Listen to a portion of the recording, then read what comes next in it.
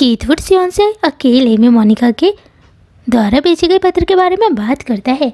उसी समय एबल मिया से शुक्रिया करता है क्योंकि आज उसी की वजह से उसकी जान बच पाई। वो ये सोचकर खुश हो रही होती कि एबल कितना अच्छा लड़का है, उसे ज़रूर मेरी फिक्र हो रही होगी। वो ये सोचकर ही ब्लश करने लगती है। वो बोलता है तुम्हारा चेहरा इतना लाल क्यों हो रखा है। वो बोलती है ऐसी कोई बात नहीं है।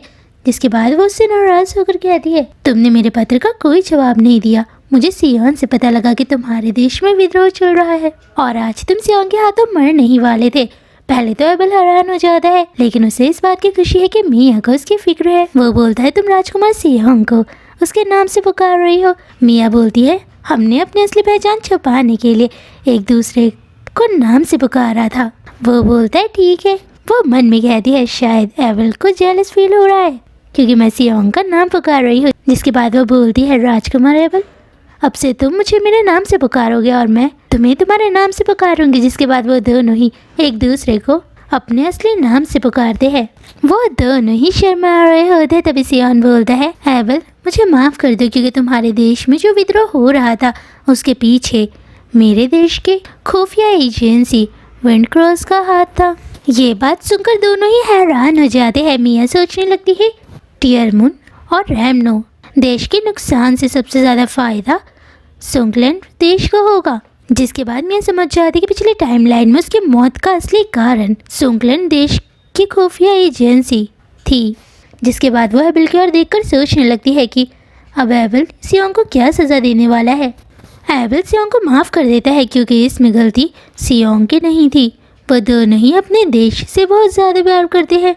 इसमें सबसे बड़ी गलती सुंगलैंड देश की खुफिया एजेंसी की थी और सियोन को इसके बारे में कुछ नहीं पता था। वो दोनों ही मिया को शुक्रिया करती है। मिया बोलती है हमें अपनी गलतियों से सीखना चाहिए और वैसे भी कोई भी इंसान परफेक्ट नहीं होता है। जिसके बाद मिया मन में कहती है पिछली टाइमलाइन में मुझसे बहुत बड़ी गलती हुई थी और वैसे भी ईश्वर ने मुझे दूसरा मौका दिया है। जिसके बाद मिया सियोन से बोलती है तुम्हें उस आदमी को ढूंढना है जो रैमनो देश के विद्रोह में शामिल है और वैसे भी तुम्हें अपनी गलतियों से सीखना है। तुम्हें तुम्हारी सज़ा ज़रूर मिलेगी। कीथवुड मिया को कुछ भी कहने से रोकने वाला होता है। तभी सियोन बोलता है उसको बोलने दो। वो बोलती है मैं तुम्हें सज़ा दूंगी। वो उसकी सज़ा के लिए मान जाता है। जिसके बाद मिया बहुत ज़्यादा खुश हो रही होती है क्योंकि उसने इस दिन का इंतज़ार अपने पिछले टाइमलाइन से ही किया था। हैनी ने उससे बोला था कि उसकी किक बहुत ताकतवर है। मिया सियोन के पैर पर लात मार दी है। हर कोई हैरान हो जाता है। वो बोलती है मैंने अपनी पूरी ताकत लगा दी सियोन को लात मारने में, लेकिन सियोन को दर्द नहीं हो रहा है। वो सोचने लगता है कि आखिर मिया करना क्या चाहती है। जिसके बाद वो सोचता है शायद मिया सबको ये दिखाना चाहती है कि वो मुझे सज़ा दे रही है, लेकिन असलियत में उसने मुझे कोई सज़ा नहीं दी है। मुझे इस समय बिल्कुल दर्द नहीं हो रहा है। सियोन मिया के पास जाकर बोलता है तुम्हारे बारे में आम जनता जो कुछ भी कहती थी वो सब सच है। तुम एक अच्छे इंसान हो जिसे आम जनता की फिक्र है और तुमने मुझे लात मारी इसके लिए शुक्रिया। मिया ये सुनकर हैरान हो जाती है। जिसके बाद कीथवुड उन्हें एक नक्शा दिखाते हुए कहता है कि जेम ने काउंट डोनोवन का किडनैप किया हुआ है और हमें उनको बचाने के लिए इस जगह जाना होगा। मिया बोलते हमें लिंशा से इस बारे में बात करनी चाहिए क्योंकि वो इस जगह के बारे में ज़्यादा जानती है। कीथवुड की बात सुनकर मिया सोचने लगती है कि वो हमेशा ही अपने बारे में सोचती थी कि वो पिछली टाइमलाइन में एक स्वार्थी राजकुमारी थी जिसे अपने स्वार्थी स्वभाव के कारण ही मरना पड़ा। असलियत में पिछली टाइमलाइन में जेमी वो इंसान था जिसने टियरमुन देश में विद्रोह भड़काया और आखिर में जेम की वजह से ही उसे मरना पड़ा। इस समय हम जेम को देखते जो इस समय बहुत ज़्यादा गुस्से में है क्योंकि उन लोगों को उसके बारे में सब कुछ पता लग चुका है। वो सब उस जगह जाते हैं जहाँ जेम ने काउंट डोनोवन का किडनैप किया हुआ है। वो विद्रोहियों से लड़ाई करते हैं। वो उन लोगों को पकड़ते हैं जो इस विद्रोह में शामिल है।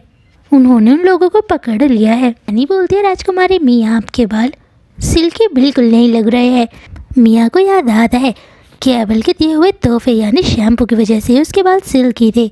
वो बोलती है आपको इस समय उदास होने की ज़रूरत नहीं है क्योंकि मैंने इस देश में आपके लिए शैम्पू खरीदा है जो राजकुमार एबल ने आपको तोहफे के रूप में दिया था। वो ये देखकर बहुत ज़्यादा खुश होती है।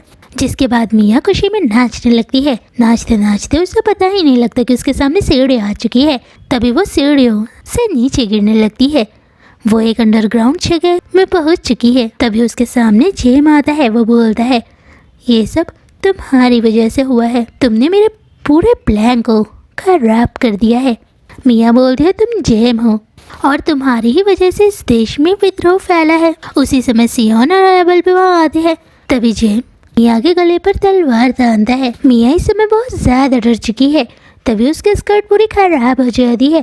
जेम मिया पर हंसने लगता है क्योंकि उसे लगता है कि मिया ने अपने स्कर्ट पर ही बाथरूम कर दी है, लेकिन असलियत में है नहीं। मिया स्कर्ट पर जो पानी गिरा है उसकी सुगंध से ही पहचान जाती है कि मिया के कपड़ों पर शैम्पू गिरा हुआ है। वो बोलती है, राजकुमारी मिया भागिए। जिसके बाद मिया जैसे भागने की कोशिश करती है तभी उसका पैर शैम्पू पर पड़ता है और वो फिसलने लगती है। जेम जैसे उसको मारने के लिए जा रहा होता है तभी मिया जेम पर लात मारती है। उसे इस समय बहुत ज़्यादा दर्द हो रहा है।